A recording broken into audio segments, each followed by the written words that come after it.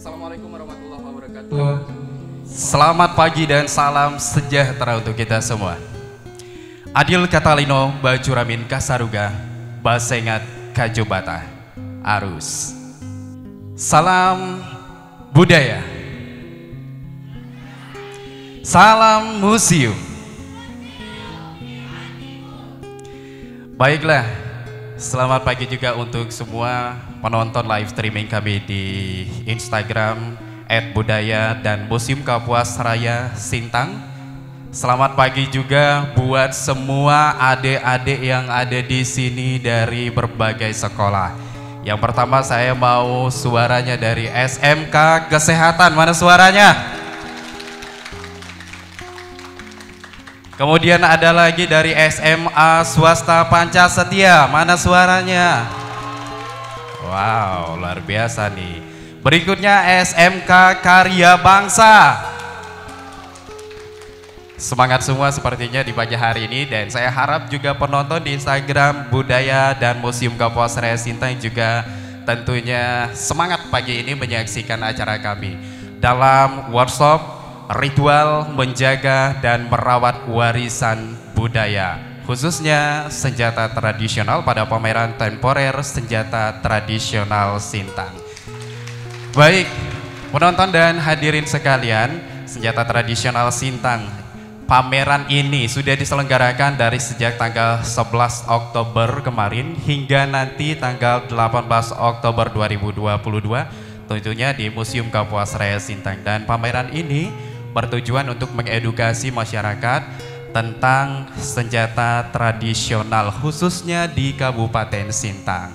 Nah, kita semua masyarakat Sintang dan warga negara Indonesia harus berbangga dengan kekayaan Indonesia. Dari berbagai adat dan budaya, tari-tarian, kemudian banyak lagi kuliner yang bermacam ragam ya. Lalu senjata tradisionalnya kita mungkin bisa mengekspresikan kebanggaan kita ini dengan mengenali ya, kemudian mencintai dan melestarikan itu semua.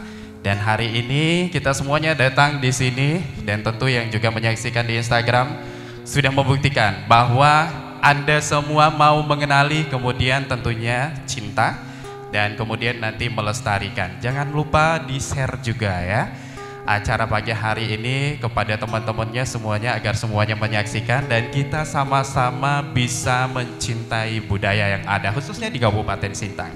Baiklah, hadirin teman-teman, adik-adik semuanya, pagi ini juga tentunya kita menghadirkan narasumber ya.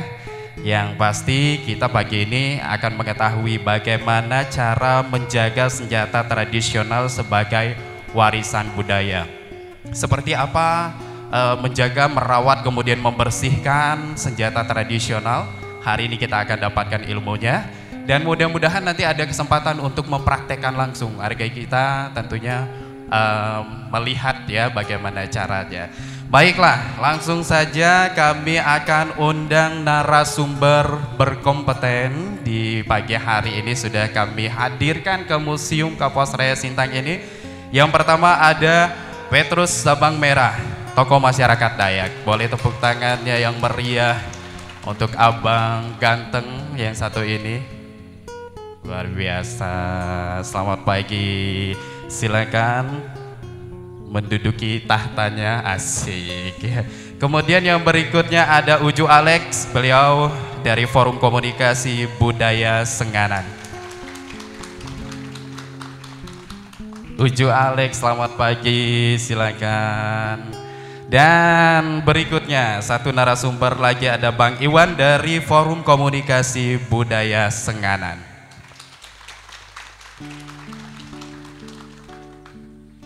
Bang Iwan, luar biasa. Halo Bang Iwan, selamat pagi, silakan. Baiklah, kita akan berbincang-bincang bersama narasumber pagi hari ini. Dan keseruan ini ikuti selama 1 jam ke depan atau 1,5 jam ke depan ya. Baiklah, kayaknya saya mau menyapa dulu ketiga narasumber. Boleh masing-masing ambil mic-nya. Asik. Ada Bang Petrus Sabang Merah, Uju Alex dan Bang Iwan. Bagaimana kabarnya? Puji Tuhan, kabar baik. Bang Alex, Alhamdulillah sehat. ganteng banget pagi ini Bang Alex. Terima kasih. Dengan aksesoris di atas kepala. Wah. Kemudian ada Bang Iwan. Alhamdulillah, walaupun kita kena musibah banjir, segalanya kita syukuri bahwa itulah nikmat yang Allah beri untuk kita. Baik, amin ya. Oh, Bang Iwan sekarang lagi banjir rumahnya? Alhamdulillah banjir sampai hari ini. Jadi di dalam rumah itu ada 2 yang jadi korban. Showcase sama kulkas itu udah terendam air.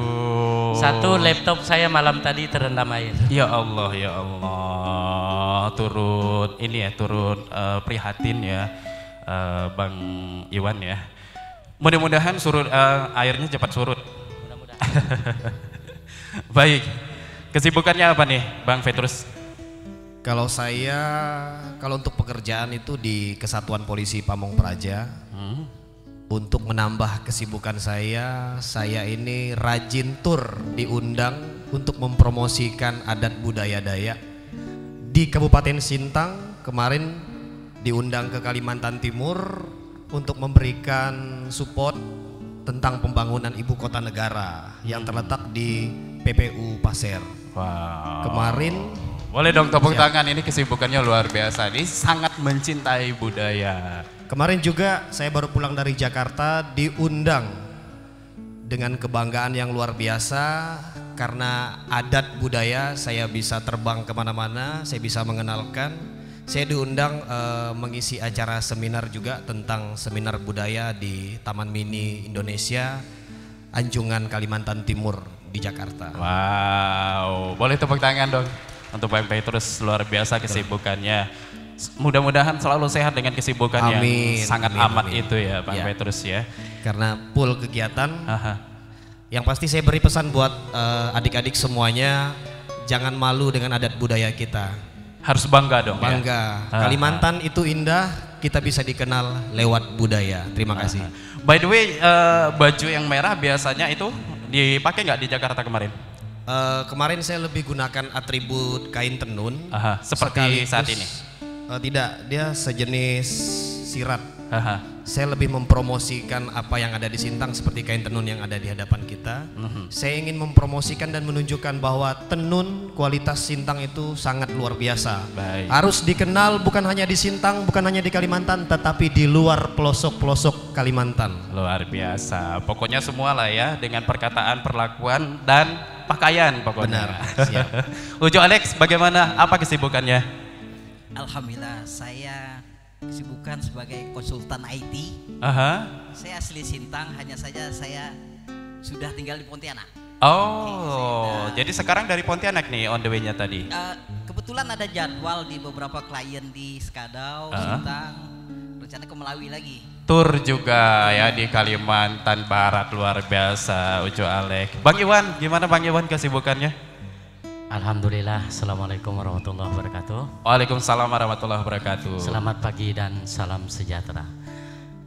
Kesibukan saya hari ini Bang, berapa akhir-akhir ini saya lebih fokus kepada teknik memperdalam seni ukir lampu hias paralon yang alhamdulillah sampai hari ini saya sedang mempersiapkan untuk pameran di Jakarta.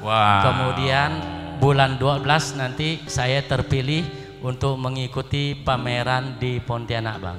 Kebetulan motif yang saya bawa ini adalah motif khas budaya kita Sintang Kalimantan Barat. Di situ saya berusaha untuk mengkombinasi 2 motif, bagaimana kita mengkolaborasinya. Nah seperti itulah yang pekerjaan saya hari ini. Kalau pekerjaan saya hari-hari itu banyak Bang, yang pastinya saya KKN. KKN itu kili kulu nugau orang bilang. Tapi insya Allah menghasilkan, insya Allah. Mungkin itu aja Bang aktivitas saya hari-hari. Baik, luar biasa. Boleh tepuk tangan sekali lagi untuk ketiga narasumber kita. Kesibukannya luar biasa, pokoknya keliling ya, tur Kalimantan Barat kemudian ke nasional juga. Wow, luar biasa. Nah, abang-abang pencinta budaya, ini mengapa sih kita harus mencintai warisan budaya?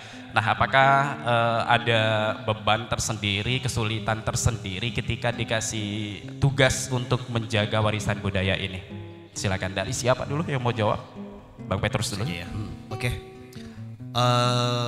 Ini udah menjadi tugas kita. Banyak orang-orang muda yang tidak peduli dengan sejarah serta senjata-senjata tradisional kita. Karena apa? Karena perkembangan zaman yang sangat luar biasa mengikis pemikiran kita untuk meninggalkan zaman-zaman kuno. Padahal ini ada inventaris. Ini adalah sejarah yang harus kita pertahankan untuk menunjukkan identitas dan legalitas kita sebagai orang yang berbudaya. Kalau kita tidak menjaganya, coba kita melihat orang dari luar, dari luar negeri, orang-orang barat, orang Belanda. Mereka masuk ke Kalimantan ingin melihat apa saja yang ada di budaya Dayak. Salah satunya mungkin senjata tradisional. Nah, kita ketimbang orang Dayak malu menjaga, memelihara serta melestarikan. Sementara orang dari luar senang dengan hal itu. Apa yang bisa kita tunjukkan kepada orang dari luar kalau kita tidak memeliharanya dari sekarang? Itu menurut saya. Harus bangga ya, lagi-lagi harus bangga dengan budaya sendiri. Bang Alex, gimana Bang Alex? Ada beban tersendiri nggak Bang Alex ketika disuruh merawat warisan budaya ini? Bagi saya itu suatu kewajiban. Kewajiban kita sebagai anak bangsa merawat budaya kita sendiri. Gitu. Jadi dalam perawatan budaya itu, maaf, benda pusaka. Jadi saya melihat betul kata Bang Petrus, orang luar negeri saja itu sangat-sangat antusias dengan budaya Indonesia. Terus saya pernah searching di beberapa media sosial itu, senjata-senjata pusaka kita itu dijual dengan harga-harga yang tinggi di luar negeri itu. Loh, kok orang luar negeri minat loh? Yeah. Kenapa kita selaku anak bangsa sendiri tidak ingin melestarikan? Itu yang pertama. Kedua, dengan melestarikan benda pusaka, kita menambah silaturahmi teman, menambah pertemanan, bertukar budaya sesama bangsa, suku, seperti itu. Karena itu banyak sekali hasanah budaya yang semakin kita miliki satu pusaka, akan muncul lagi pusaka model-model lain.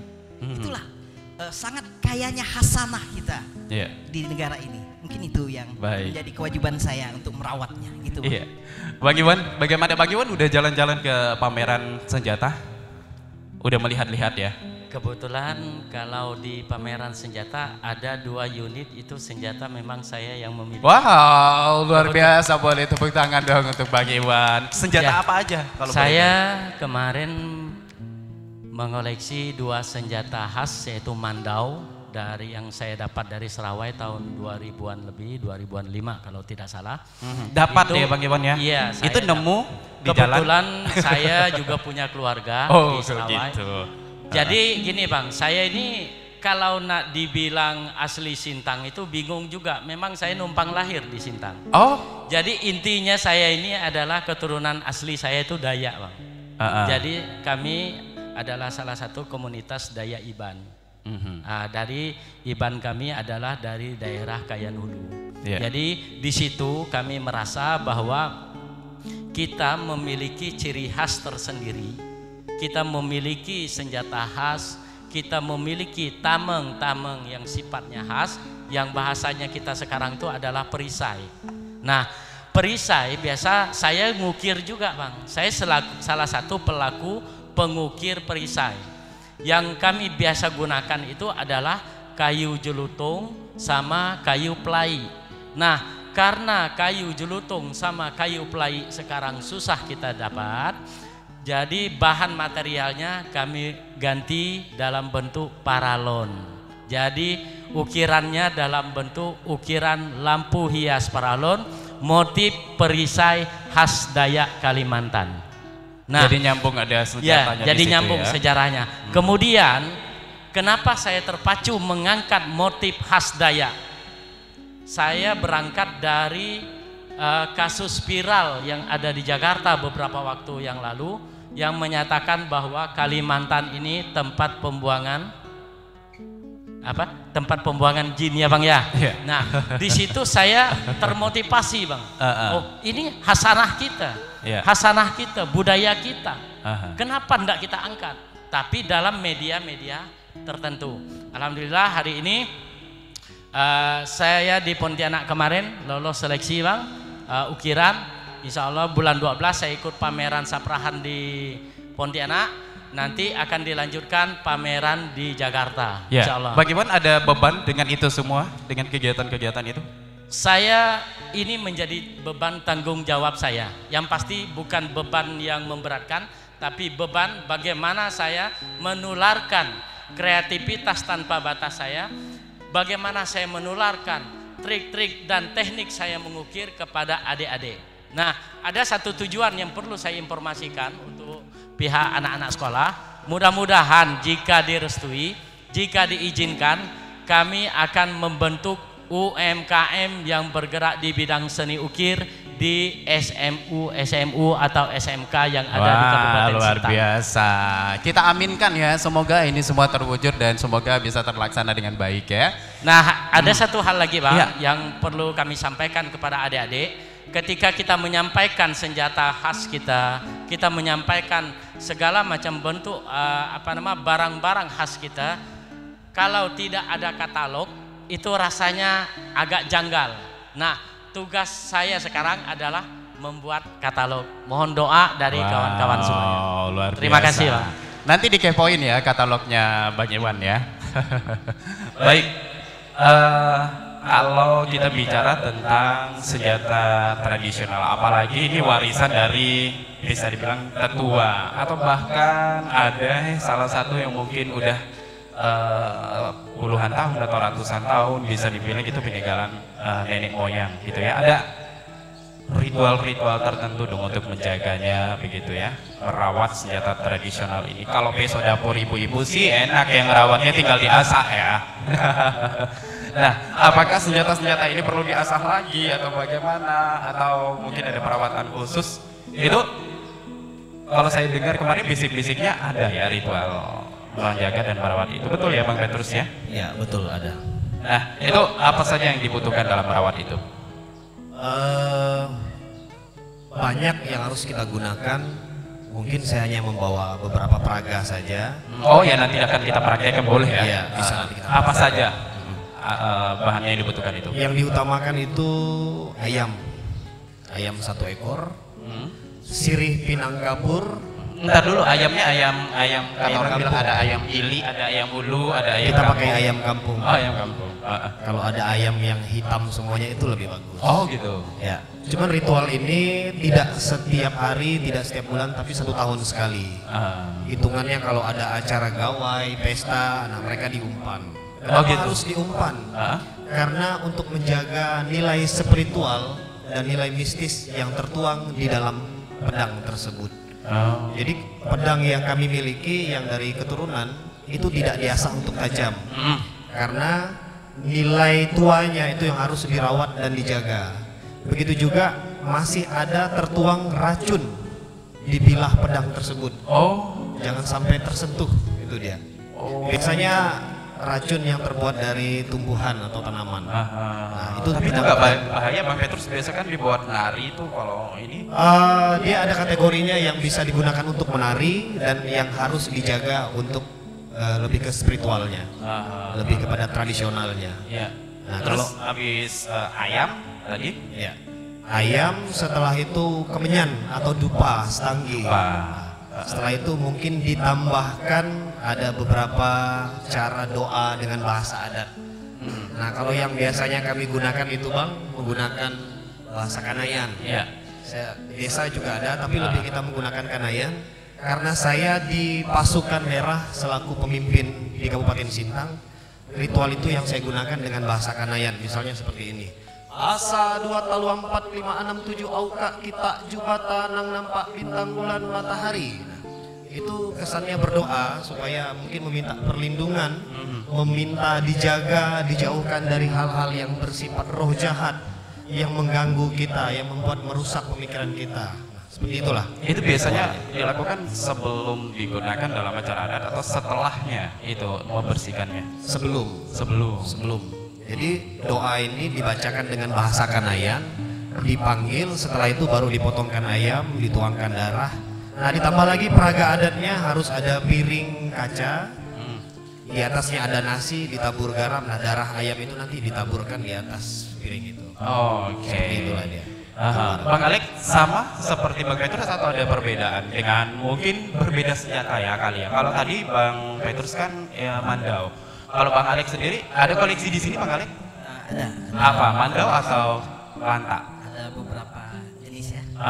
Dari pedang hebat, mandau, sampai keris juga. Oh keris juga. Tuh kalau keris pasti ada perbedaannya dengan mandau ya. Ada. Apa saja yang dibutuhkan dalam merawatnya? Jadi kalau perawatan keris ya mohon maaf di aplikasi kami yang sudah memeluk Islam, jadi diajarkan ada adab bahasa. Adab bahasa. Melihat pusaka. Jadi pusaka itu kan kita cintai nih, setelah kita cintai, oh ini adalah keturunan leluhur kita. Dahulu digunakan pertama untuk pertahanan diri. Kedua digunakan misal untuk beradat juga. Ketiga sebagai simbol zaman dulu biasanya. Simbol kasta biasa. Oh. Ada juga. Jadi simbol kasta di dalam bangsa Dayak itu sudah mengenal simbol kasta. Jadi maksudnya keris dengan jenis berbeda ada di kasta yang berbeda. Ya, di kasta berbeda. Biasa mandau dengan beberapa simpai itu berbeda kasta. Oh. Ikat-ikatnya itu. Untuk perawatannya biasa itu di adab-adabnya itu teknik pembukaan. Teknik membuka senjata itu biasa sarung yang kita buka. Mengapa sarung? Berarti kita itu bukan mau perang, tetapi kita membuat pusaka itu lebih maju. Itu adabnya. Jadi kalau misalkan mau perang, pedangnya yang ditarik. Pedang yang ditarik. Itu adab. Jadi adab. Ya. Sewaktu menarik itu biasa kami membaca salah satu syahadat besi namanya. Boleh dicontohkan Bang Alek? Atau nanti saja? Atau nggak boleh sekarang? Nanti aja gitu. Nanti aja ya. Jadi ada Karena ini nggak sembarangan ya Bang Alek ya? Ada syahadat besi. Syahadat besi itu sebenarnya di dalam Al-Quran sendiri ada ayat besi. Tapi saya lihat yang syahadat besi itu ada beberapa versi. Yang setelah saya teliti yang kami sekarang itu syahadat besinya itu malah dari kitab Jabur. Bukan dari Al-Quran, dari kitab Jabur. Karena dalam sejarah Nabi Daud itu adalah pelembut besi. Gitu dia. Dan besi ini kan diturunkan untuk membantu manusia ya. Untuk membantu manusia. Jadi setelah saya teliti, syahadat besi ini nggak ada di Al-Quran, tetapi adanya di kitab Jabur. Itu. Ini teknik adab ya. Oke. Bagaimana dalam pusaka? Iya. Kalau Bang Iwan lebih ke penyimpanan kali ya. Penyimpanan itu apa yang dibutuhkan, kemudian bagaimana caranya? Jadi begini Bang, kami biasanya ada perayaan di Kesultanan Sintang, yaitu tepatnya itu di Keraton. Itu biasanya kita 1 tahun sekali, itu kita ada kegiatan yang namanya umpan benua. Jadi kebetulan di sini karena ayah saya sendiri itu juru kunci Kesultanan, dan umur beliau pun sudah tua, sekarang udah 86 tahun. Karena beliau udah nggak mampu, jadi sekarang yang gantikan posisi itu adalah saya sendiri Bang. Jadi ketika kita ingin membersihkan senjata-senjata pusaka yang ada di situ, sebelumnya itu kita akan mengadakan umpan benua. Umpan benua ini yang biasa dilakukan di robo-robo? Bukan. Yang biasa kita lakukan setiap dalam acara ulang tahun Sintang. Nah, umpan benua ini ada di 7 titik, yaitu titik utama kita ada di Sakatiga. Nah, ketika titik utama kita di Sakatiga, kita mengambil air di situ di antara pertengahan antara 2 sungai, yaitu Sungai Kapuas dengan Sungai Lawi. Yang berbeda warna itu. Yang berwarna itu. Jadi air itulah yang akan kita ambil dan kita bawa ke Kesultanan untuk kita membersihkan alat, untuk alat-alat pusaka yang ada di situ. Untuk terkait masalah bacaan itu off the record Bang. Jadi kita tidak bisa menyampaikan secara terang-terangan karena dikhawatirkan di sini malum lah Bang. Pemikiran dari para masyarakat ya kita tidak bisa menyalahkan. Baik. Tapi yang pasti di sini adalah kami hanya menerapkan hasanah budaya, tidak ada sangkut paut dengan masalah agama. Mungkin ini yang perlu kami jelaskan. Terima kasih, Bang. Baik, nah ini abang-abang kalau tadi seperti yang dikatakan oleh Bang Iwan, ini Bang Iwan dari ayah turun ke Bang Iwan. Artinya nggak boleh sembarang orang dong yang merawat ini. Rahmat boleh nggak? Nggak boleh ya? Kayaknya kalau untuk Bang Rahmat berat urusannya, karena masih belum mampu menyatukan antara pikiran dan hati. Baik, nah ini yang saya mau tanyakan, siapa yang bisa merawat senjata tradisional ini? Kalau untuk merawat senjata tradisional yang berada di Kesultanan, itu adalah hak paten dalam penyerahan itu adalah pihak Sultan.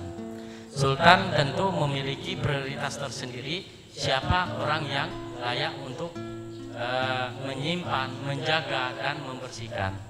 Seperti itu, Bang. Baik, Bang Petrus ada tambahan? Kalau saya siapa ya yang kurang merawat lebih ini? sama yang disampaikan Bang Iwan. Karena memang namanya pusaka itu tergantung dari purih keturunannya. Mungkin misalnya si abang ini punya keturunan yang memang harus untuk melestarikan dan menjaga senjata tradisional ini, saya rasa bisa.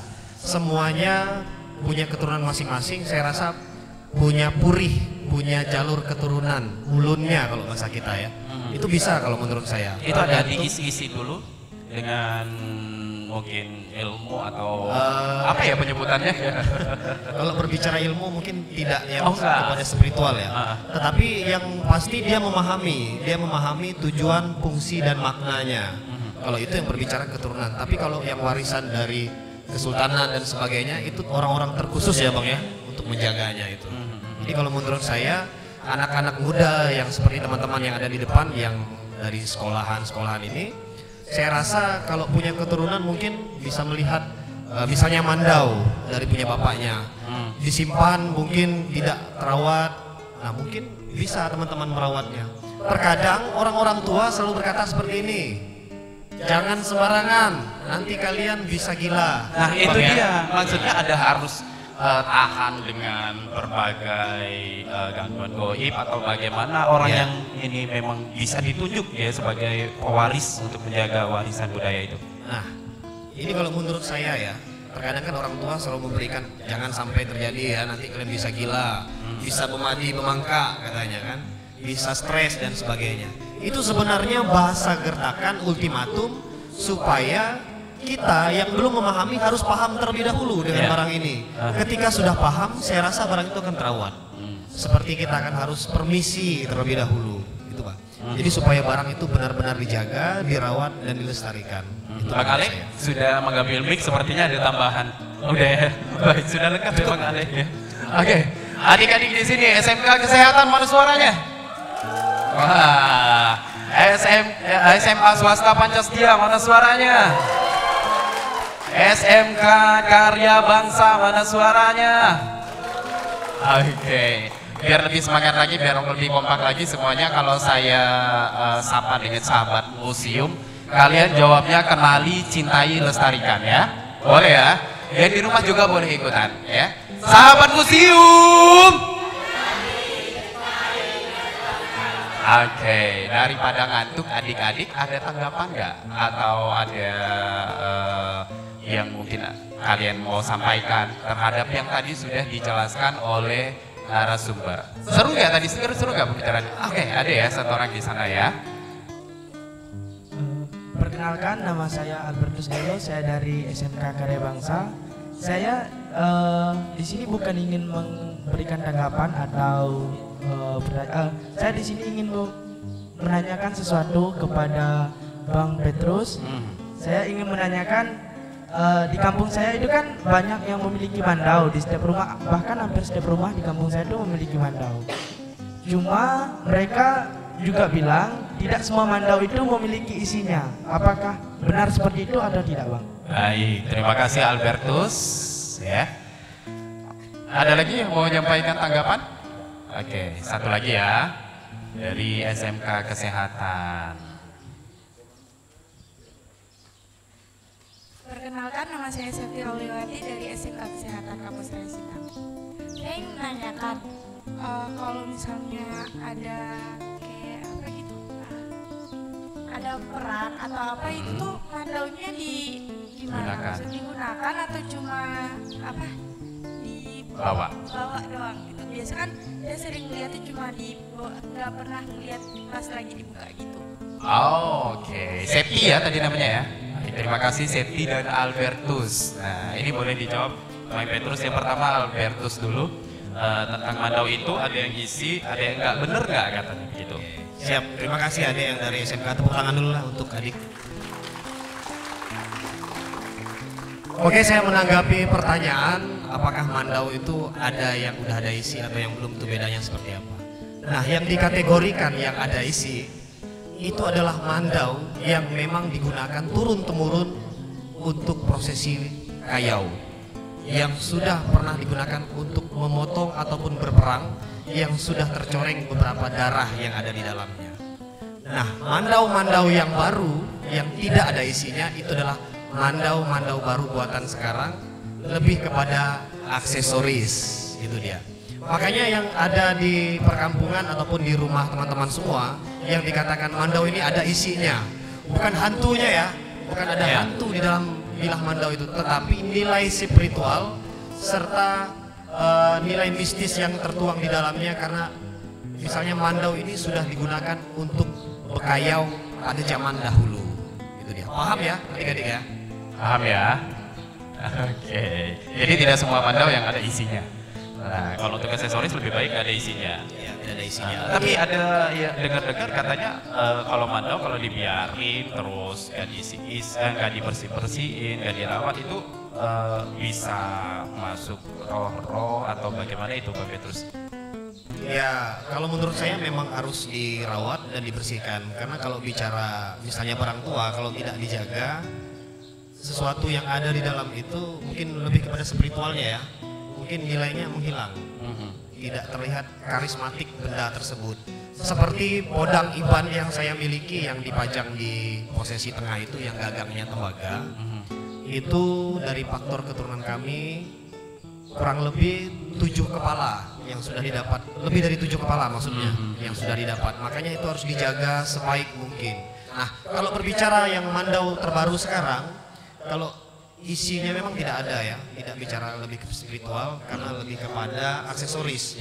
Itu menurut saya juga harus dirawat, karena mandau itu sejarahnya adalah benda pusaka kita semuanya yang harus dijaga dan dirawat. Walaupun ada isinya ataupun tidak ada isinya, itu harus dijaga dan dirawat semuanya. Itu kalau menurut saya. Baik, Bang Petrus, ngayau nggak ada lagi kan zaman sekarang ya? Kalau bekayau sekarang tidak ada adik-adik. Oh, jangan takut ya adik-adik, jangan salah kaprah nih kita semua di sini. Tapi saya boleh menambahkan sedikit Bang.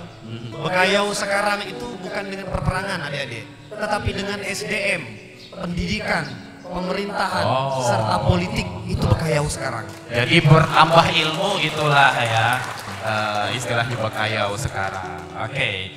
Bang Alex ada tambahan tentang ini? Sepertinya tadi sudah ambil mic. Saya untuk tambahan, jadi pusaka tadi. Jadi pusaka tadi kan ada memang beberapa mandau yang sudah berpengalaman ya, istilahnya berpengalaman dalam masa era dahulu, era kita masih era bekayau itu. Jadi di era bekayau itu dia sudah punya pengalaman dan punya faktor umur. Itulah yang dibilang pusaka, ya kan? Nah, tetapi kalau barang baru, mandau baru, kita mau menjadikan pusaka kita sendiri, itu sebenarnya bisa dibuat prosesnya. Nah, maka kita lakukan dari pemilihan bahan, ritual awal, sesengkelan kita biasa sesengkelan. Nah, itu baru bisa menjadi pusaka. Jadi kalau adik-adik pengen punya pusaka yang akan diturunkan ke anak cucu nanti, boleh aja. Jadi tapi ikutilah dengan adatnya. Adat bagaimana membuat itu menjadi sebuah pusaka. Jadi dari bahan pembuatannya, terus pakem-pakemnya harus sesuai dengan yang ori. Jadi istilahnya kalau kami pembuatan pusaka itu kami bilang 1:1, 1:1. Jadi misal dari bahan, kita cari bahan besi yang tua. Biasanya di kampung itu ada beliung tua, nggak dirawat lagi, atau kapal rantai-rantai kapal tua, atau sisa-sisa parang yang sudah puluhan tahun di kampung itu kita bisa rubah menjadi pusaka. Jadi walaupun dia baru, tetapi bahan dasar dan caranya adalah cara yang lama, cara adat. Itu akan menjadi pusaka untuk diwariskan ke anak cucu kita nanti. Jadi adik-adik pengen punya pusaka, boleh. Dan harus melestarikan pusaka adat budaya kita bangsa Dayak. Baik, jadi kita semua boleh untuk menciptakan yang nanti untuk diturunkan kepada turun-temurun. Tidak harus senjata itu sudah digunakan perang dan digunakan ngayau begitu ya Bang Alex ya. Oke, bagaimana? Ada tambahan? Baik ya, jadi sudah terjawab juga Septi ya, bahwa zaman dulu itu memang digunakan dalam peperangan untuk mengayau ya.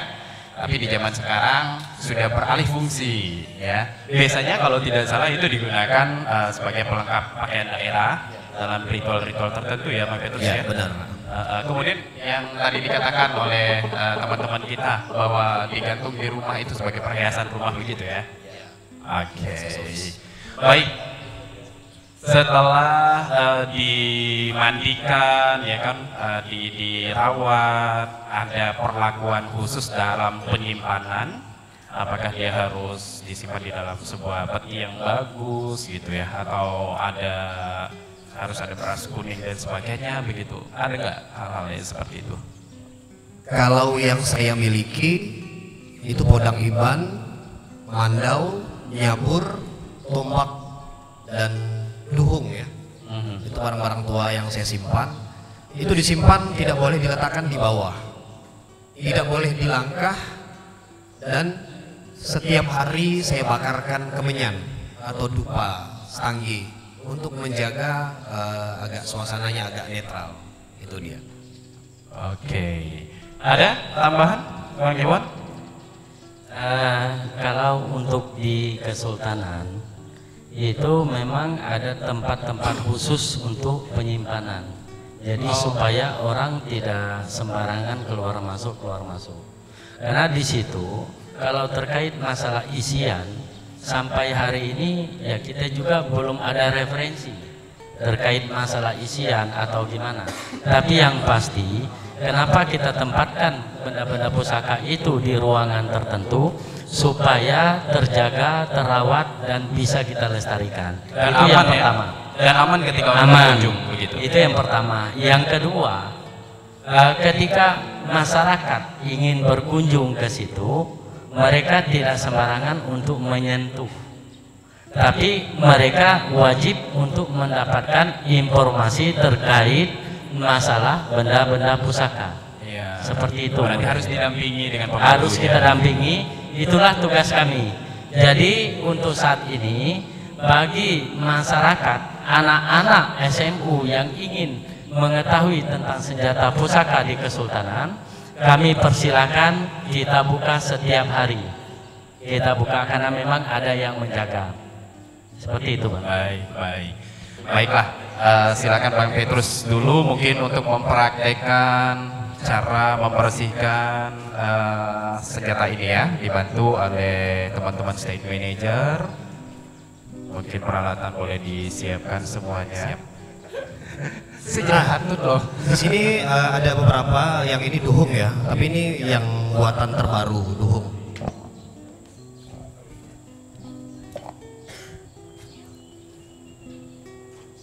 Isinya seperti ini, seperti gujur ya modelnya. Ini adalah podang iban, tetapi ini isinya sudah baru. Isinya yang terbaru. Kalau yang lama punya saya ada di tempat pameran. Podang namanya ya.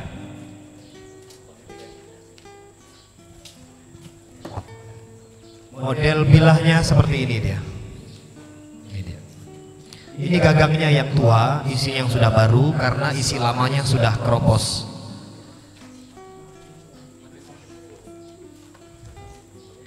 Ini juga yang tertua, rambut hasil mungkin zaman kakek saya dulu ya, tapi ini diwariskan ke saya untuk menjaganya. Jadi bahasa beliau, kalau ada keributan tapi jangan sampai terjadi. Iya. ini digunakan. Itu dia. Saya tidak tarik ya isinya. Oh, ini tidak boleh dibuka ya? Ini Ya. tadi yang tidak Kalau boleh. ini yang baru, model baru sekarang. Nah, ini bedanya buatan baru dengan yang lama, tetapi semuanya harus dihormati. Sebentar saya buka dulu.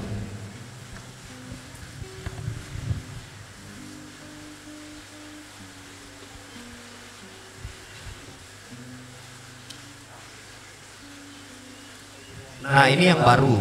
Ini lebih kepada aksesoris.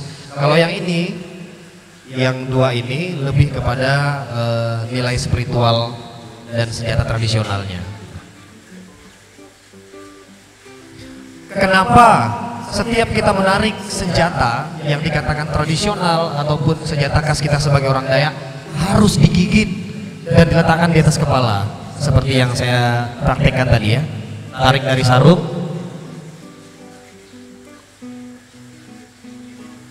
digigit supaya besi yang kita pegang ini tidak menyakiti kita.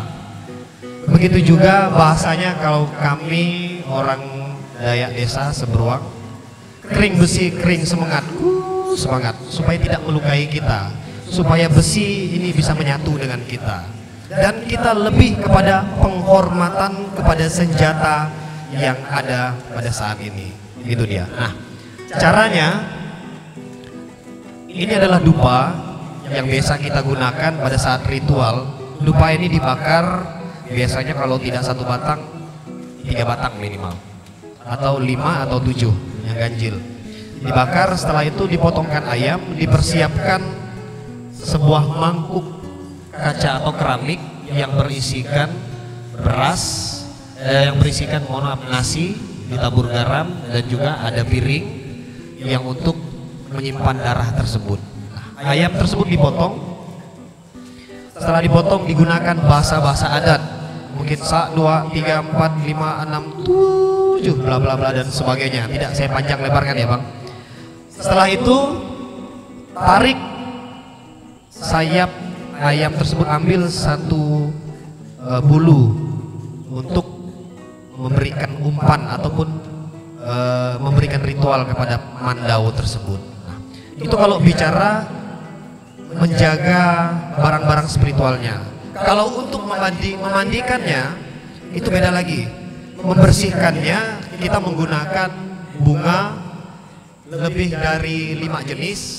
Setelah itu ada daun pandan, serai wangi, jeruk purut, ditambah lagi ada koin, ada beras kuning dan sebagainya. Nah, itu dibacakan isi ritual, lalu dibersihkan dengan mayang pinang.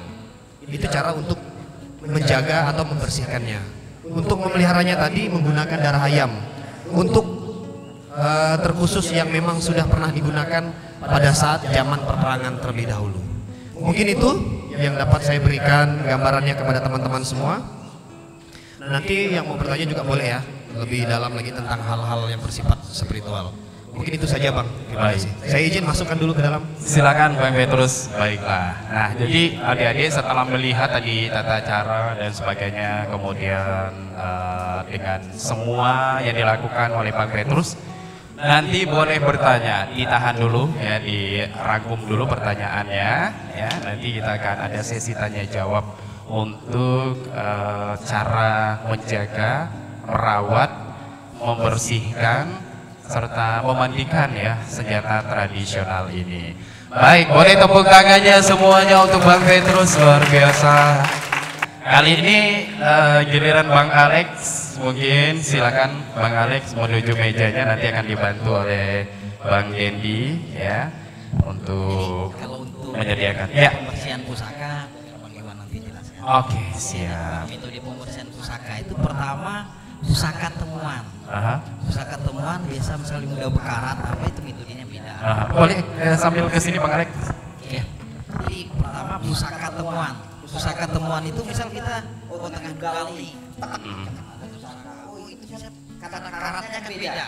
Jadi teknik untuk membersihkannya pun beda. Jadi digunakan biasa itu kalau temuan yang karatnya kuat, biasa itu kita gunakan cuka, jeruk nipis. Jadi Oh, sudah diperas jeruk nipisnya? setelah diperas. Jadi cuka dan jeruk nipis itu nanti kita bersihkan dulu pakai jeruk nipis. Setelah bersihkan pakai jeruk nipis, jadi kita di ruangan tertutup ya. Ruangan tertutup. Setelah kita bersihkan pakai jeruk Iya. nipis, Mic-nya boleh agak dideketin lagi. pusakanya itu, pusaka temuan tadi, setelah dibersihkan dengan jeruk nipis, kita langsung bersihkan, balut dengan kain. Jadi jangan sampai kena angin. Balut dengan kain sampai kering, kita kasih cuka. Iya. Terus kita diamkan sampai 1 malam agar karatnya itu keluar. Itu untuk pusaka temuan. Nah, itu teknis pusaka temuan ya. Nah, mungkin Bang Iwan untuk menjelaskan yang pusaka asli itu setelah bersih nanti baru kita bersihkan pakai rinso. Iya. Pakai rinso itu untuk membuang karat. Setelah besoknya setelah karatnya lepas kita bersihkan pakai rinso, kita sikat, kita tutup lagi pakai kain sekali lagi. Jangan sampai langsung kena angin. Jadi ruangan, posisi ruangannya tertutup. Itu untuk pusaka temuan. Kalau perawatan pusaka yang dari nenek moyang kita sama seperti Bang Petrus tadi itu syarat sengkelat. Sengkelat pusaka. Mungkin nanti pihak kesultanan ada teknik khusus dan hari-harinya biasa. Baik. Oke, Bang Iwan, Iya. silakan Bang Iwan. Ini bekerja sama langsung sekaligus ya, bagaimana dan Ya, Bang Alex? Silakan. terima kasih. Di sini kita ada sejenis senjata yang namanya penyabur ya. Ini yang dikatakan oleh Bang Petrus. Tadi kita penyabur, kita tidak membersihkan mandau karena tadi sudah ada perwakilan dari Bang Petrus. Nah sekarang kita akan lihat, nah seperti ini, seperti juga kata Bang Petrus. Jadi ini adalah salah satu cara penghormatan kita. Nah ini bentuknya yaitu penyabur ya. Nah, Izin Bang Iwan, saya boleh dekat kan? boleh Sama masalah. seperti tanyain Bang Petrus nih, saya Asal jangan megang isinya. Oh, Nah, gitu. kalau megang isinya, isian tidak ada, luka pasti dapat. Oh. Jadi kalau kebiasaan kita di Kesultanan itu ketika kita udah umpan benua, itu kita membersihkan benda-benda yang seperti ini ya dengan menggunakan air pertemuan antara Saka 3, yaitu pertemuan 2 sungai. Nah, di sini kita membersihkan itu ada 2 versi. Kita hanya membersihkan secara adat, ada juga untuk membersihkan karat. Kalau untuk membersihkan karat kita sudah menyiapkan bahan-bahannya.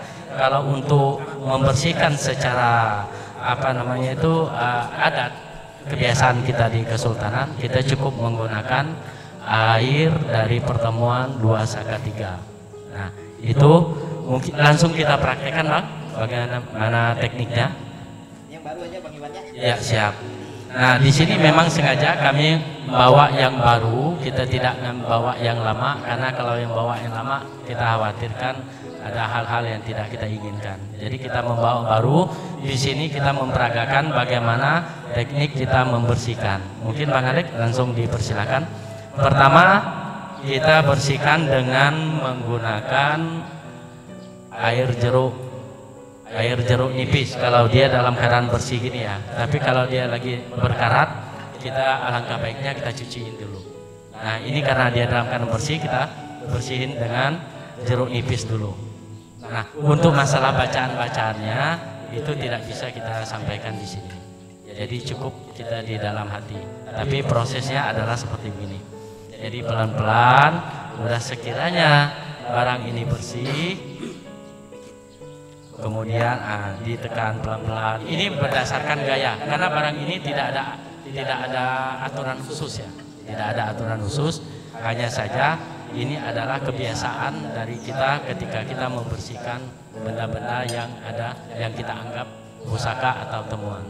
Cara mijitnya, Nah. cara mijitnya jangan pakai telunjuk. Kata kita di sini telunjuk hantu, ya kan? Ada dalam singkat kalau bilang telunjuk hantu, ini fuck you. Itu telunjuk hantu kata orang zaman tua. Jadi teknik pembersihannya itu jangan pakai telunjuk hantu ya. Itu atap. Jadi atapnya itu dari pangkal sampai ke ujung itu pijit. Tapi pijit. Boleh pakai yang lain dan manis. Masalah bacaan itu ada. Jadi Jadi kita pijit mengapa dia itu harus dari pangkal ke ujung. Karena pusaka itu kalau orang harus maju. Itu adabnya. Maka dari pangkal sampai ujung kita bersihkan. Jadi adabnya tadi jangan pakai telunjuk anggur. Itu aja. Itu teknik pembersihan. Setelah dibersihkan, biasa kita langsung balut dengan kain kasar. Jadi jangan sampai kena udara sebenarnya. Jangan sampai kena udara, kita langsung balut. Jangan dulu.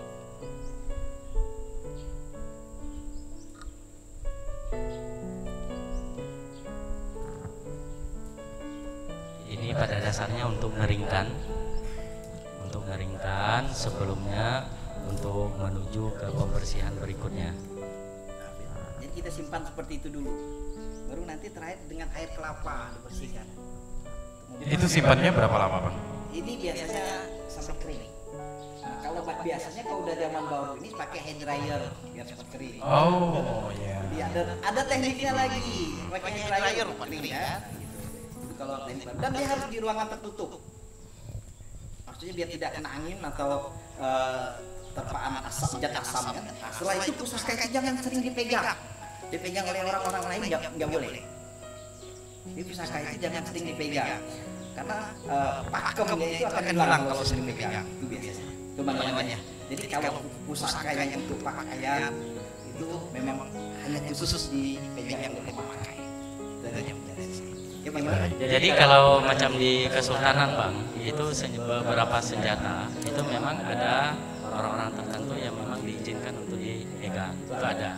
Nah, hanya saja di situ kita berharap bahwa ketika kondisi kita dalam keadaan kotor atau dalam keadaan kita tidak stabil, alangkah lebih baiknya kita tidak usah menyentuh benda-benda yang kita anggap keramat atau benda-benda pusaka. Tidak stabil dalam hal dalam stabil pertama yang paling kita elakkan itu adalah kalau macam di Kesultanan itu ketika ada yang bagian perempuan yang menstruasi, yaitu kalau bisa jangan. Yang kedua yang mudah kemasukan atau lain sebagainya. Itu makanya ketika ada pengunjung ke keraton itu akan kita jelaskan, akan kita tanya, ada enggak yang seperti ini? Kalau ada yang seperti ini ya kita minta mereka nunggu di luar. Seperti itu, Bang. Oh, begitu. Tidak boleh juga untuk datang melihat begitu? Boleh. Oh, datang boleh. Tapi harus dalam keadaan dia fisik dan mentalnya bersih. Jadi tidak bisa sembarangan yang. Dan lagi ada hal ngomong nih Bang Petrus, biasanya kadang-kadang kita suka nak cabul nih Bang, cabul ngomong yang sembarangan. Ini bahasa Sintang banget nih cabul. Nggak boleh ngomong sembarangan maksudnya ya. Ngomong sembarangan yang kira-kira arah ke arah jorong dan sebagainya, itu memang di Kesultanan memang harus kita jauhkan. Jadi jangan sampai hal itu diucapkan, karena maklum sesuatu yang sifatnya sakral memang hal-hal yang sifatnya gaib kita tidak bisa melihat, tapi kita bisa merasakan. Jadi siapapun, baik anak-anak, orang tua, laki-laki ataupun perempuan, silakan ingin berkunjung, ingin melihat ke keraton. Cuman kita punya aturan main tersendiri di situ. Baik. Terima kasih Bang Iwan, Bang Alex. Boleh tepuk tangan sekali lagi yang meriah untuk Bang Iwan dan Bang Alex di pagi menjelang siang ini. Ini sudah selesai, tidak ada lanjutan lagi ya? Nah, jadi begini Bang. Oh masih.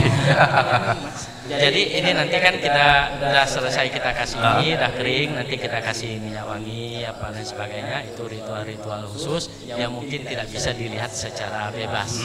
Karena barang ini nih kita tidak bisa menunjukkan secara bebas, karena yang kita khawatirkan adalah kesalahpemahaman daripada orang-orang yang mungkin tidak sejalan. Baik, dengan melihat sedikit seperti ini kita semuanya udah puas ya, adik-adik ya, Bang Alex dan Bang Iwan. Ada yang belum masuk ke sarungnya ya ternyata ya. Silakan. Baik. Iya boleh, Bang Alex. Siap, boleh Bang. Oke. Ini dari Kalteng. Duhong ini saya bicara sejarah sedikit. Duhong ini sebenarnya lebih tua daripada Mandau. Duhong ini biasa dimiliki salah satu subsuku Danum. Itu kalau kita di Sintang ada 2 kecamatan, dari Serawai Ambalau ya. Kalau di Kalteng itu ada 7 kabupaten, itu banyak Danum. Jadi Mandau itu berasal kata dari Duhong. Man itu makan gitu kalau orang Sarawak. Du itu duhong. Jadi mandau itu asalnya dari duhong. Jadi besi ini adik-adik semua, sebelum kita makan, besi ini dulu makan. Besi ini dulu diciptakan. Mengapa? Kalau kita mau makan ayam, siapa yang makan ayam duluan? Besi. Jadi besi itu lebih tua dari kita. Jadi maka adab penghormatan besi tadi harus ada. Ini itu aja sharing dari saya masalah mando. Jadi asal kata man itu makan, do itu duhong. Iya. Jadi setelah episode kedua itu membuatlah duhong. Membuatlah mando. Duhong ini kerisnya orang Dayak namanya. Duhong ini senjata jarak pendek. Ini itu aja dari saya. Lihat duhong. Boleh tepuk tangan sekali lagi. Nah, tadi saya dengar juga bisik-bisikan juga dari Bang Petrus, itu maksudnya besi duluan makan itu untuk menyembeli ayam dan sebagainya itu menggunakan besi ya, adik-adik ya. Itu yang dimaksudkan. Besi duluan makan daripada kita. Baik. Adik-adik, sekarang saatnya kalian untuk mengeluarkan unek-uneknya. Asik, unek-unek. Bukan unek-unek pertanyaan maksudnya, karena tadi udah lama ditahan ya. Untuk pertanyaan setelah melihat bagaimana cara membersihkan dan sebagainya, mungkin ada yang ingin ditanyakan yang mungkin belum jelas ya dari praktek tadi. Ada? Wah, banyak sekali ini, kita ambil berapa pertanyaan ya. Oke, dari SMK Kesehatan. Perkenalkan, nama saya Siva Maharani, saya dari SMK Kesehatan Kapos Raya Sintang. Mengapa senjata tradisional atau senjata zaman dahulu harus kita jaga dan kita hormati? Iya. Baik, terima kasih Siva. Berikutnya ke adik yang menggunakan batik ya. Baik, terima kasih atas kesempatannya. Perkenalkan, nama saya Beni Kurniawan, saya dari SMA Swasta Pancasila Sintang. Saya ingin bertanya kepada narasumber Bang Petrus. Baik. Terkait perawatan atau ritual perawatan mandau, di situ menggunakan ayam kampung. Nah, apa filosofi dan makna dari ayam kampung itu sendiri, dan apakah terdapat syarat untuk apakah ayam kampung tersebut harus betina atau jantan? Sekian dari saya, terima kasih. Iya, siapa tadi namanya, Dek? Beni Kurniawan. Beni Panggil ya. saya Beni. Siap. Lanjut lagi, satu pertanyaan lagi. Terima kasih. Perkenalkan, nama saya Yulita Ulandari dari SMA Swasta Pancasila Sintang. Nah, saya ingin bertanya, bagaimana kalau tanpa sengaja kita ini melangkah mandau? Nah, apakah nilai spiritual dari mandau itu sendiri akan tetap ada atau bakalan hilang? Terima kasih. Baik. Ada Siva, Beni, Yulita. Oke, kita tahan di 3 pertanyaan terlebih dahulu. Nanti boleh adik-adik mungkin menyiapkan lagi ya pertanyaannya. Yang pertama tadi dari Siva, ini kenapa harus menjaga dan merawat, ini sebenarnya sudah kita terangkan dari awal ya. Boleh secara singkat saja dari siapa? Petrus atau Bang Alek? Silakan. Menjaga dan merawat ya. Karena senjata tradisional yang kita miliki, salah satunya mandau, itu adalah warisan leluhur, warisan nenek moyang kita, warisan orang-orang tua kita zaman dahulu. Kalau kita tidak menjaga dan memeliharanya, saya rasa barang itu tidak akan pernah ternilai dan tidak akan pernah terlihat. Itu menurut saya. Baik. Ya, lanjut lagi Bang Petrus, ini memang terkhusus untuk Bang Petrus dari Beni tadi ya. Filosofi ayam kampung ini tadi, kenapa harus pakai ayam kampung? Terus ada ketentuan nggak harus jantan atau betina ayamnya? Oke, baik, terima kasih pertanyaannya. Kenapa harus menggunakan ayam dan darahnya yang kita gunakan? Darah itu kalau bicara adat itu sebagai simbol sesuatu yang suci. Makanya kita gunakan untuk menjaga netralisir benda pusaka yang kita gunakan. Ayam yang kita gunakan biasanya menggunakan ayam jago. Jarang menggunakan ayam betina karena lebih kepada kesatria, kejantanannya, seperti itu dia. Nah, kalau berbicara darah, karena pedang yang sudah pernah digunakan dan sudah pernah punya sejarah, nilai jual yang sangat luar biasa, yang sudah pernah digunakan untuk bekayau, artinya setiap tahun itu harus diumpan, harus diconteng atau diolesi darah. lebih kepada hal yang bersifat suci, supaya menjaga sifat netralisir spiritual dan nilai mistisnya. Itu dia. Baik, boleh tepuk tangan dulu untuk Bang Petrus ya dari jawaban 2 pertanyaan. Ini ke Bang Alex atau Bang Iwan dari Yulita tadi, kalau nggak sengaja melangkah mandau itu gimana? Bang Iwan? Kalau macam kita di Kesultanan itu benda-benda pusaka, benda-benda zaman dulu itu kita tidak letakkan sembarangan. Jadi dia ada meja tertentu yang memang udah kita siapkan, dan barang itu tidak kita letakkan di lantai. Jadi kalau kita letakkan di meja, saya rasa nggak mungkin lah kita bisa melangkahnya ya. Nah, jadi barang itu memang harus kita letakkan di tempat khusus sehingga kita tidak menjatuhkan dan tidak melangkahkannya. Nah, itu memang harus kita jaga hal-hal semacam itu, karena kita tidak inginkan segala sesuatu yang yang tidak kita inginkan itu bisa terjadi. Wallahu a'lam bishawab. Karena barang itu sifatnya gaib dan kita pun tidak tahu.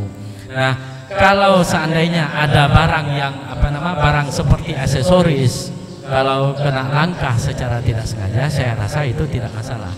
Itu hanya untuk aksesoris. Tapi kalau untuk khusus benda pusaka, itu memang ada tempat khusus untuk penyimpanan. Jadi tidak akan mungkin bisa dilangkahi. Mungkin itu jawabannya. Terima kasih.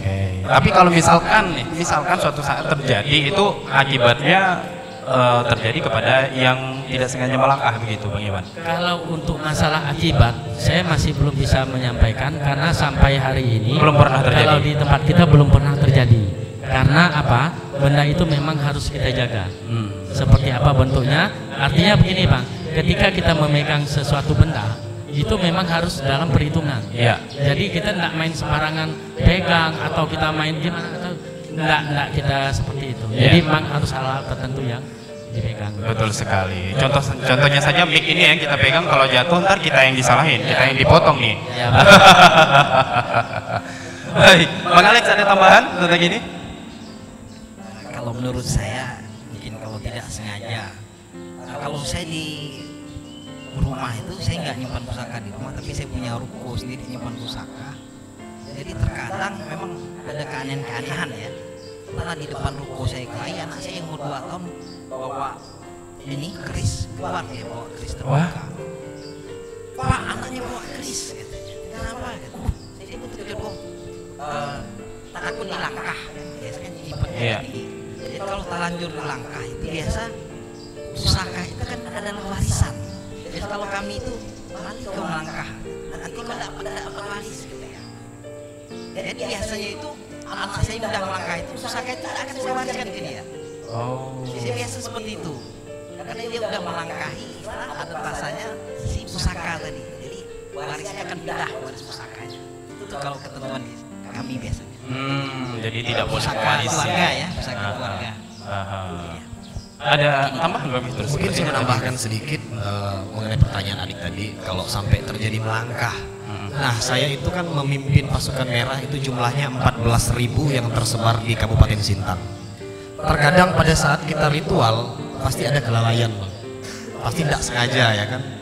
Bicara benda pusaka pada saat kita ingin membersihkannya, pasti ada saja kawan yang memang pada saat kegiatan itu tidak fokus mendengarkan apa yang penyampaian kita. Sering terjadi, tetapi kita ada caranya. Memang biasanya efek dari terkena mungkin tidak sengaja dengan barang itu biasanya efek kepada tubuh yang sakit, mimpi yang kurang baik dan sebagainya. Tetapi setelah kita ibaratnya orang itu melangkahi mandau misalnya, ini kan sudah menyalahi aturan ataupun sudah tidak wajar ya. Jadi kita buatkan ritual, biasanya kita potongkan ayam kembali untuk mengobati. Nah, untuk apa bahasanya itu? Antisipasi sengkelan. Supaya tidak sampai bemadi, bemangka, tidak sampai gila. Mohon maaf, itu bahasanya. Bisa saja sampai gila. Bisa, karena kalau berbicara barang pusaka yang ada isinya, itu kan berbicara ada roh spiritualnya, Bang ya. Nah, kalau sampai itu tidak dihormati, tidak dihargai, barang itu bisa ibaratnya melukai kita. Tidak melukai secara ini, tapi mungkin secara fisik ataupun hal yang bersifat bemadi, bemangka itu tadilah. Tetapi kita punya cara, karena barang itu tidak sengaja, ya udah kita minta ampun, minta maaf, betabe lah bahasanya seperti itu. Oke. Ya, kalau bahasa Bang Alik tadi Sengkelan. Sengkelan kembali begitu ya. Oke, ada pertanyaan dari Instagram tadi sepertinya ya. State Manager, boleh sampaikan? Bang Edi? Oke, baik, saya akan menyampaikan salah satu pertanyaan dari teman-teman yang menyaksikan melalui live streaming di akun Instagram. Pertanyaannya adalah, kenapa mandau asli tidak bisa dibuka sembarangan? Ini pertanyaan dari akun fit_wina atau fitwina. Baik, demikian. Baik. Ada satu pertanyaan dari Instagram, boleh kita langsung menjawab sahabat museum yang saat ini menyaksikan kita ya di Instagram. fit_wina. Kenapa tidak boleh sembarangan membuka senjata pusaka? Silakan. Tadi sudah memang kita jelaskan, memang tidak sembarangan menarik benda pusaka. Tadi disampaikan oleh abangda saya di samping, ketika ingin ritual, sarungnya yang ditarik, bukan pedangnya. Pedang ditarik artinya untuk kita perang. Benda pusaka yang kita punya sebenarnya bisa saja kita menariknya, tapi dengan hormat, dengan etika sopan santun. Makanya saya katakan gigit besinya, tarik, gigit, letakkan di atas kepala, baru kita melihat isinya. Melihat mandau, jangan merasakan tajam tumpulnya mata, itu akan melukai kita. Itu dia. Kalau melihat mandau, cukup dilihat saja, jangan dirasakan seperti ini. Wah, ini tidak tajam. Justru mandau yang tidak tajam, ya. Justru mandau yang tidak tajam itu yang berbahaya. Oh, itu dia. Makanya pedang-pedang tua itu tidak pernah diasah, karena dijaga besi tuanya itu, karena menyimpan makna dan racun yang tertuang di dalam. Tapi Bang Petrus, kalau saya sedikit tangkap, mungkin maksud dari fit_wina ini tadi, pernah nggak sih Bang Petrus sendiri itu lupa menghormati sebelum membuka mandau tersebut, terus apa yang terjadi kalau misalkan lupa? Sampai hari ini belum pernah terjadi saya lupa, karena memang saya betul-betul menjaga dan betul-betul menghormati benda pusaka itu, Bang. Itu dia. Kalau sempat hal itu terjadi, ada nggak yang terbayangkan apa hal yang akan terjadi? Biasanya lebih kepada mimpi. Teman-teman rekan-rekan udah pernah, rekan kita di anggota, dia mimpinya buruk. Biasanya mimpi itu bercerita tentang kita tuh dikejar roh-roh jahat atau hantu dan sebagainya. Itu kan bahaya mimpi itu. Mungkin adik-adik pernah ya merasakan mimpi seperti itu ya? Pernah ya? Nah, salah satu itu faktornya juga. Itu dia. Dan begitu juga terkadang dalam isi mandau faktor keturunan ini, biasanya kita memimpikan sesuatu yang ada di dalam itu. Biasanya hal bersifat roh yang tidak nampak tapi mendengarkan suara. Pernah saya dengarkan ini dari cerita teman-teman. Dia mengatakan, wah saya ini tidak dihargai, kalian ini salah bahasa, ini dan sebagainya. Itu biasanya dalam mimpi. Baik ya. Kalau seandainya orang yang melupa terus senjatanya milik Bang Petrus, mimpi tersebut juga ada memberitahu ke Bang Petrus. Benar. Luar biasa. Boleh tepuk tangan sekali lagi dong untuk narasumber kita kali ini. Ada pertanyaan lagi? Wah, banyak ini ya. Terima kasih waktu dan kesempatannya. Perkenalkan, nama saya Yandi dari SMA Swasta Pancastia. Sedikit saya tahu mengenai suku Dayak jika ada penyambutan tamu di dalam suatu acara. Biasanya mereka mengadakan pemotongan hopong. Yang ingin saya tanyakan, senjata mandau yang mereka gunakan dalam pemotongan hopong itu, apakah senjata yang ada nilai spiritualnya atau senjata biasa yang belum digunakan untuk apapun? Jika itu adalah senjata yang ada nilai spiritual ataupun biasa, apakah tetap harus dibersihkan setelah digunakan? Terima kasih. Baik, boleh tepuk tangan. Andi, luar biasa pertanyaannya. Ada lagi? Boleh acungkan tangannya. Selamat pagi, perkenalkan nama saya Armuli Billy. Saya dari siswa SMA Swasta Pancastia Sintang. Saya ingin mempertanyakan dua pertanyaan sekaligus. Yang pertama, saya memiliki warisan dari orang tua. Apakah ada syarat tertentu, mungkin umur, mungkin apapun, agar saya dapat bisa membersihkan warisan tersebut, yaitu mandau? Itu pertanyaan pertama saya. Yang kedua, adakah senjata tradisional kita ini digunakan dalam militer? Sekian pertanyaan saya, terima kasih. Baik, luar biasa. Sekali lagi tepuk tangan untuk Arbolipili tadi namanya ya, betul ya? Iya. Silakan yang berikutnya, sebelah kiri atau sebelah kanan, Bang Dendot. Perkenalkan, nama saya Irina Aurora dari SMK Kesehatan Kapolsek Sintang. Saya ingin bertanya, apakah pembersihan mandau aksesoris dan mandau yang ada nilai spiritualnya sama? Jika sama, cara pembersihannya mengapa harus sama? Baik, Eirenina, boleh tepuk tangan lagi. Dan sudah dapat 3 pertanyaan ya. Baik, kita mulai dari mungkin yang paling singkat dijawab ini karena memang sudah terjawabkan dari tadi ya. Eirenina ini pembersihan senjata pusaka dan yang bukan pusaka ini samakah begitu? Eirenina ngantuk nggak nih sih? Silakan pakai terus sih. Oke. Sampaikan lagi ya. Senjata tradisional itu lebih kepada berbicara adat. Adat yang 10 tidak boleh dikurang menjadi 9 dan tidak boleh ditambah menjadi 11. Itu filosofinya ya. Kenapa adatnya harus sama? Nah, kembali kepada tadi. Kita harus melakukan prosesi sama karena memang itu ritual yang diturunkan nenek moyang atau leluhur atau kakek nenek kita atau orang tua kita kepada kita yang harus tetap kita lestarikan dari dulu sampai sekarang. Makanya ritualnya tetap disamakan. Terkecuali untuk yang dimandikan darah itu untuk yang kelan yang memang sudah digunakan untuk bekayau. Itu saja yang biasanya diconteng darah, dibacakan doa-doa adat. Nah, untuk yang baru cukup dimandikan saja. Tapi ritualnya sama, memandikan yang lama atau yang baru itu sama cara memandikannya. Karena saya katakan, adat tidak boleh dikurang dan tidak boleh dilebihi. Itu dia, terima kasih. Baik. Paham ya dia? Ya. Kemudian dari Ardi tadi ya, ini ada memotong hopong di masyarakat Dayak. Nah, ini tadi yang ditanyakan adalah yang digunakan ini senjata pusaka atau bukan begitu ya tadi ya? Silakan. Boleh, siapa saja menanggapi boleh. Oke, siap. Terima kasih kesempatannya.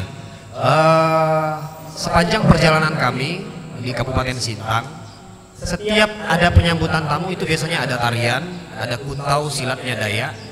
Itu biasanya setelah mereka menari, setelah mereka kuntau, sang tamu diberikan sebilah mandau. Sebelum memotong umpong itu dibaca asa 2 talu 4 5 6 sidak mali motong umpong mali, biasanya seperti itu bahasanya. Nah, senjata yang digunakan itu lebih banyak menggunakan senjata yang bersifat aksesoris, itu dia, bukan menggunakan senjata yang memang punya nilai spiritual ataupun senjata yang memang digunakan orang tua kita atau nenek moyang kita pada zaman dahulu untuk bekayau. Itu dia, lebih kepada aksesoris Bang ya. Mungkin bisa contohkan Bang, bisa diambil yang mana, bolehkah saya memegangnya yang di ujung? Baik.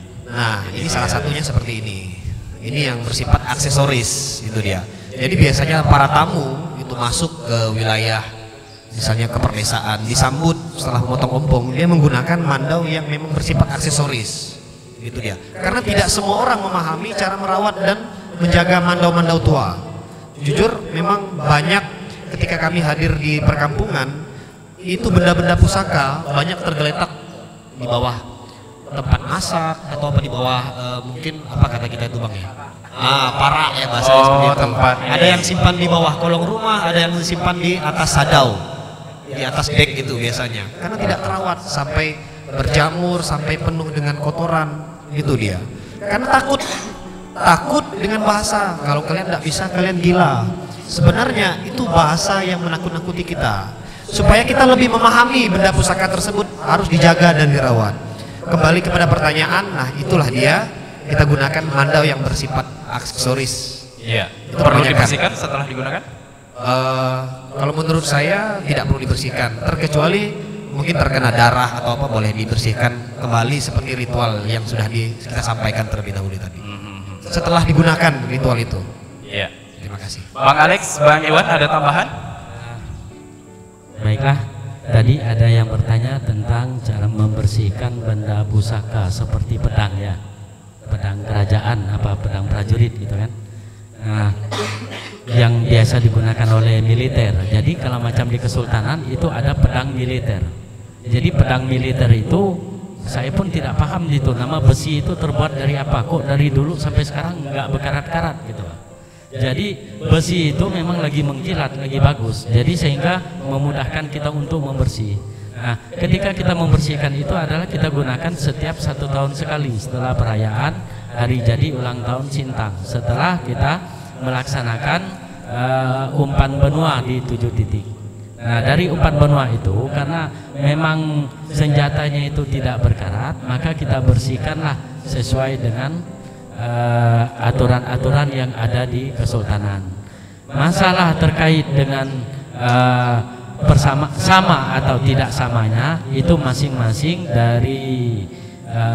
dari wadah itu memiliki ciri khas tersendiri, Bang. Memiliki ciri khas tersendiri. Jadi kita tidak terlalu harus mengkhususkan karena barang itu kita tidak ada acuan ininya, tidak ada acuan acuan aturannya gitu. Yeah. Nah, jadi kita harus mengikuti apa yang ada di Kesultanan. Nah, seperti beliau tadi menjelaskan dari senjata Mandau, dari ritual beliau juga ada teknis-teknis tersendiri dan dari Kesultanan juga ada. Jadi alhamdulillah sampai hari ini untuk senjata itu terawat dengan baik. Baik. Itu, Bang. Iya, Bang Alex ada tambahan atau mau menanggapi pertanyaan berikutnya tadi Arbo Libili ya. Tentang syarat usia kemudian lain-lain untuk membersihkan itu ada syaratnya nggak? Misalkan kalau Arbo sekarang kayaknya usianya dari 15 sampai 17 lah ya. Ini udah boleh belum? Atau mungkin orang yang 20 ke atas yang boleh untuk melakukan ritual pembersihan senjata ini? Ya, untuk pembersihan senjata memang biasanya ada syarat dan ketentuan tertentu ya. Itu biasanya. Jadi tidak semuanya boleh membersihkan pusaka, ya kan? Dan tidak di sembarang waktu. Jadi ada waktunya, ada orangnya. Itu syarat dan ketentuan yang berlaku. Ya. Nah, kalaupun misal kakek saya dulu keturunan yang megang pedang ini, bagaimana cara ritual? Boleh kita tanya ke orang tua. Dulu kakek itu gimana membersihkannya? Di usia berapa beliau menerima Mandau? Ya kan, diwariskan ke anak.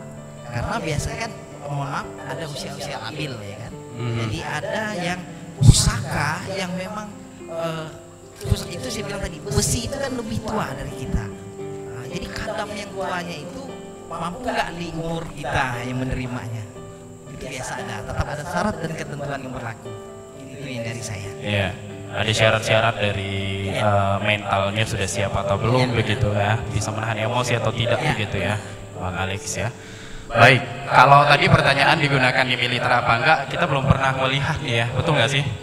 Belum pernah digunakan dalam militer ya. Zaman dulu untuk militer kerajaan itu pakai Mandau, Bang. Oh. Dan seperti Nyabur itu kan punya Kesultanan itu dulu digunakan oleh tentara Kesultanan Sintang. Jadi pernah digunakan juga? Ya pernah kan, karena sewaktu zaman era Kesultanan, era Penembahan itu senjatanya tetap Mandau, ya kan? Itu dia. Baik. Oke. Ya boleh tepuk tangan lagi untuk narasumber kita kali ini dan sepertinya masih ada yang diangkat aja. Ada pertanyaan dari Instagram kembali ya, Bang Dendi, silakan untuk dibacakan kembali.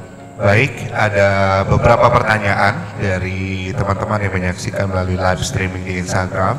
Kembali ditanyakan oleh fit_wina. Ya. Besi yang digunakan, apakah ada besi tertentu untuk membuat Mandau?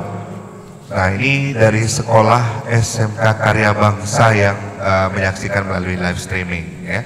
Kemudian pertanyaan yang kedua, ini dari akun _aku_bingung ya. Aduh. Oke. Kemudian pertanyaannya adalah, ini khusus pertanyaan untuk Bang Petrus tentang adat budaya Dayak. Apakah ada kemungkinan adat budaya Dayak bisa punah? Dan sebutkan alasannya kenapa. Baik, dua pertanyaan. Sudah, dua pertanyaan ya. Langsung saja ditanggapi Bang Petrus karena tadi sudah disebutkan namanya oleh entah_aku_bingung. Ini nama akunnya ya. Apakah adat budaya Dayak ini berkemungkinan hilang gitu? Ya. Oke. Kalau bicara budaya, budaya akan hilang ditelan oleh zaman. Dayak juga akan hilang. Makanya saat ini yang diperlukan adalah generasi muda, kids zaman now.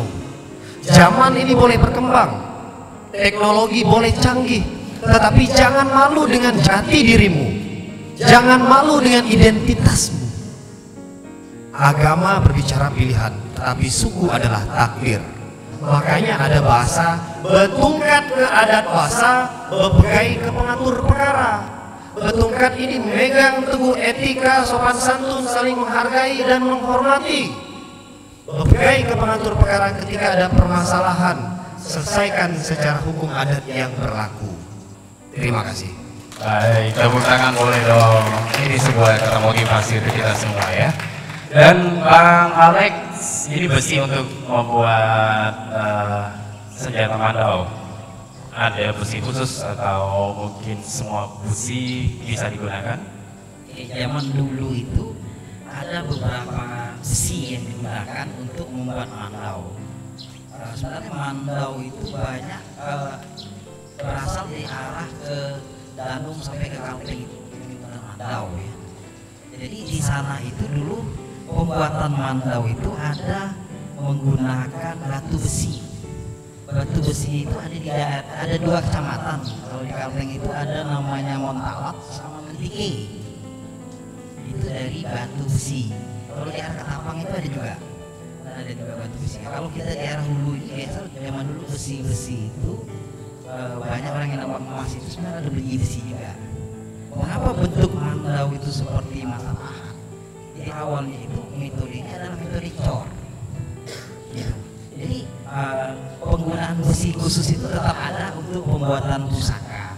Seorang empu itu untuk membuat pusaka akan ditanya dulu sama si pemesannya. Nuan niatnya itu apa?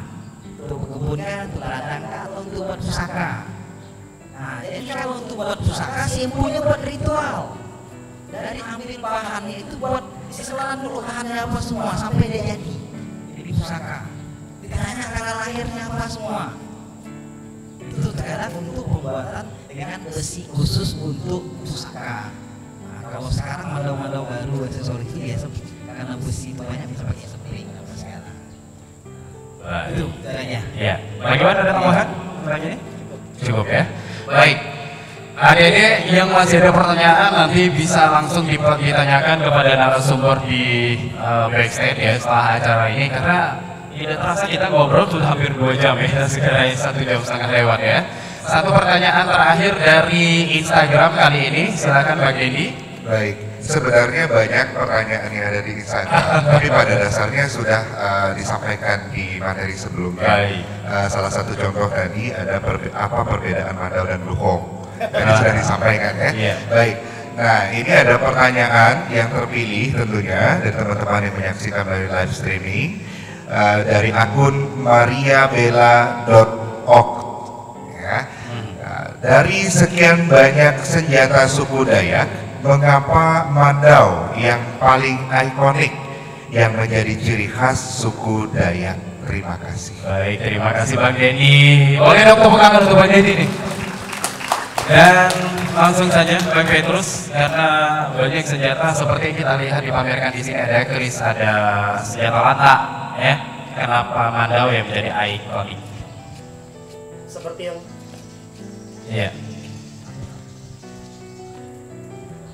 seperti yang disampaikan abangda kami tadi, mandau itu berasal dari bahasa man itu makan, Do itu luhung sebenarnya. Banyak suku Dayak yang memang lebih kepada senjata pribadi masing-masing. Seperti Kanayan mungkin tangkin yang tidak ada gagang kayunya, dia dari paras besi bilahnya sampai dengan tangkainya itu besi semua. Begitu juga ada yang menggunakan nyabur, ada yang menggunakan jimpul, ada juga yang menggunakan podang, langetingan dan sebagainya. Banyak nama-nama itu. Tapi yang lebih mendominan, karena ini sudah tertera dalam sejarah, Mandau lah yang menjadi ciri khas kita sebagai orang Dayak. Berbeda kalau kita berbicara kepada rumpun. Kalau ke rumpun dia lebih dalam lagi istilah-istilah pedang ini tadi. Makanya lebih diumumkan lebih kepada Mandau. Itu dia. Terima kasih. Baik. Ada tambahan Pak Galek, bagaimana? Oke. Silakan. Tidak beberapa inilah kasanah yang terhebat yang dimiliki oleh bangsa Dayak yang bersuku-suku, bersuku-suku, bermacam-macam bahasa dan budaya, ya kan? Jadi kalau beberapa grup kita lihat ada Mandau. Kalau di daerah Ibanik itu ada beberapa sebutan, dia bukan menyebut Mandau biasa disebut Ilang, ada disebut Duku, itu Duku hitam ya. Nah, Duku. Nah, itu ada beberapa penyebutan. Jadi kalau grup Ibanik itu sebenarnya dia bukan bilang Mandau, tapi dia bilang ada Ilang, Duku, ada Nyabur, ada langai tingang ekonggang ya. Nah, ada namanya tilan kemarau. Nah, itu bermacam itu. Ada hasanahnya masing-masing. Tetapi orang luar tahu itu oh Mandau katanya. Karena dari umumnya biasa sama, tulang, sarungnya bermotif, isinya, nah, dan ritualnya hampir kurang lebih. Itu yang menjadi bahwa bangsa Dayak itu berpusaka Mandau. Ada beberapa suku Dayak juga yang kata Bang Petrus tadi, kembali ke rumpunnya lagi, ada yang menggunakan keris biasa. Itu biasa di daerah Damong 10 atau Ketapang itu pakai keris ya. Keris dan kerisnya agak beda. Jadi banyak sebenarnya pusaka aslinya orang Dayak itu banyak. Jadi kawan-kawan, adik-adik belajarlah sejarah, belajarlah agar kita tahu bahwa hasanah budaya Kalimantan ini sangat-sangat besar dan hebat. Mungkin itu dari saya, Pak. Baik. Baik, boleh tepuk tangan sekali lagi untuk narasumber kita, dan kami juga ingin mendengarkan bagaimana harapan dari ketiga narasumber ini untuk mungkin ada generasi seperti kita lihat di depan kita saat ini, kemudian untuk pemerintah daerah mungkin ya, lalu kemudian kepada semua tokoh adat boleh berbagi mungkin ya, bagaimana kepada generasi, lalu kemudian Bang Alex kepada pemerintah daerah, dan Bang Petrus kepada semua tokoh masyarakat ya yang mungkin mempunyai senjata tradisional di rumahnya begitu. Silakan dari Bang Iwan terlebih dahulu. Terima kasih. Tidak ada kata yang tidak bisa. Itu artinya apa? Segala sesuatu kalau kita ingin barang kita awet, barang itu harus kita lestarikan. Begitu juga budaya. Kalau budaya kita tidak ingin hilang, lekang dimakan waktu. Kalau tidak ingin ditelan bumi, ayo kita sama-sama lestarikan. Jangan pernah kita malu asal darah kita dari mana. Jangan kita imbang-imbangkan dengan yang lain. Intinya adalah mari kita sama-sama lestarikan budaya kita, baik dari tingkat bawah sampai ke tingkat prioritas. Jadi untuk itu adik-adik yang masih SMA, SMU dan lain sebagainya itu berpeluang besar untuk melestarikan budaya. Mungkin hanya itu yang dapat saya sampaikan. Iya. Terima kasih. Silakan Bang Alex. Harapannya. Kalau kami punya rencana akan membukukan, membuat buku pusaka khas Sintang khususnya. Jadi di dalam beberapa subsuku kita di Sintang ini ada beberapa pusaka sih, itu akan kami bukukan. Kita akan bukukan, oh ini namanya Mandau, asalnya dari yang mana, pembuatannya seperti apa, ritual adatnya seperti apa, digunakan untuk apa, ya? Oh ini ada isau, isau kan senjata tradisional enggak? Oh gunanya untuk ladang, untuk rumah, nah, itu akan kita bukukan. Kita akan bukukan berbagai macam senjata tradisional khas Kalimantan Barat, maaf Sintang khususnya, itu sudah dilakukan oleh beberapa kawan di provinsi lain, mereka sudah buat. Gitu. Nah, maka kita harus lestarikan. Di Malaysia itu mereka udah punya aktivitas sendiri. Mandau mereka hilang seperti apa mereka buatnya, bentuk nyaburnya seperti apa. Padahal bentuknya sama dengan kita di sini. Ini itu dari saya. Mungkin kita harus melestarikan secara eranya dalam arti kata secara zamannya zaman IT. Nanti kita bisa upload di media sosial atau semua. Ini itu dari Baik. Ya, silakan Pak Petrus. Oke, baik, terima kasih. Mungkin beberapa minggu yang lalu saya pernah berbincang dengan Bu Susan ya sebagai Kabid Kebudayaan. Bu, saya pengen di Sintang ini ada parade 1000 mandau. Saya ingin sekali. Supaya apa? Supaya kita menunjukkan bahwa kita punya tradisi yang luar biasa yang harus kita angkat dengan nuansa adat budaya kita. Saya juga mengajak semua masyarakat serta anak-anak sekolah. Zaman ini sangat luar biasa adik-adik berkembang. Tinggalkan pergaulan bebas, tinggalkan semua minuman keras. Saya yakin kalian bisa menjaga tradisi kalian mulai dari sekarang. Berbicara tentang adat budaya, jujur saya bisa dikenali karena adat budaya.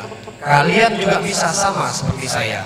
Saya bisa jalan-jalan ke luar Pulau Kalimantan karena adat budaya. Saya bangga dengan jati diri saya. Saya ingin membawa rekan-rekan semua, adik-adik semua bisa mengangkat identitas dan legalitas kita sebagai orang yang beradat. Kalau kamu tidak bisa menjadi matahari, jadilah lentera untuk menyinari sekeliling. Kalau kamu belum bisa membuka jalan yang lebar, bukalah jalan setapak untuk bisa kita lalui bersama. Kalau kalian belum bisa menceritakan kehidupan Dayak di luar sana, cukup kalian ceritakan di internal keluarga kalian. Jati dirimu, harga dirimu adalah yang terpenting demi bangsa dan negara kita. Salam satu darah, salam kekompakan, salam budaya, dan juga lahir beradat, nikah beradat, mati pun kita beradat. Terima kasih. Baik, ya sekali lagi tepuk tangan, terima kasih untuk kehadiran dan berbagi informasi hari ini Pak Petrus Sabang Merah, tokoh masyarakat Dayak. Boleh tepuk tangan untuk Pak Petrus. Berikutnya Uju Alek dari Forum Komunikasi Budaya Senganan. Ya, terima kasih kehadirannya Bang Alex, boleh tepuk tangannya. Dan yang terakhir adalah Bang Iwan dari Forum Komunikasi Budaya Senganan. Terima kasih kehadirannya. Sahabat budaya dan adik-adik semuanya, adat budaya merupakan jati diri bangsa Indonesia, kekayaan Indonesia yang patut kita kenali, cintai, lestarikan. Kalau bukan kita, siapa lagi? Demikian workshop ritual menjaga dan merawat warisan budaya, khususnya senjata tradisional pada pameran temporer senjata tradisional Sintang. Terima kasih untuk hari ini, semoga bermanfaat untuk kita semua. Selamat ya.